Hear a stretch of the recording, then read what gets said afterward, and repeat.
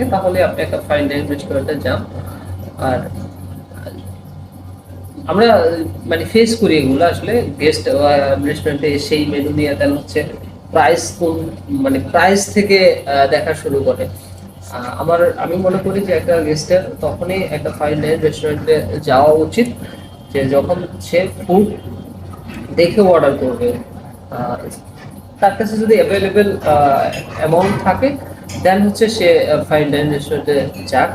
Otherwise প্রত্যেকটা রেস্টুরেন্টে fine dining রেস্টুরেন্টেই থাকে, তাদের ওয়েবসাইট থাকে, তাদের ফেসবুক পেজ থাকে, তাদের মেনুগুলি সব জায়গায় অ্যাভেলেবেল থাকে, সেগুলো দেখে আসা উচিত। তাহলে আপনি যেমন বেটার একটা এক্সপিরিয়েন্স পাবেন, দেন হচ্ছে যারা সার্ভ করবে আপনাকে তারাও একটা এক্সপিরিয়েন্স পাবে আপনার ইতে। দেন আপনি একজন গেস্টের সঙ্গে আমি আরেকটা কথা বলতে চাই, মানে তাদেরই আসা উচিত এই ঈদে মানে ফাইন ডাইনিং রেস্টুরেন্টে, এটুকু ম্যানার থাকা উচিত যে আমি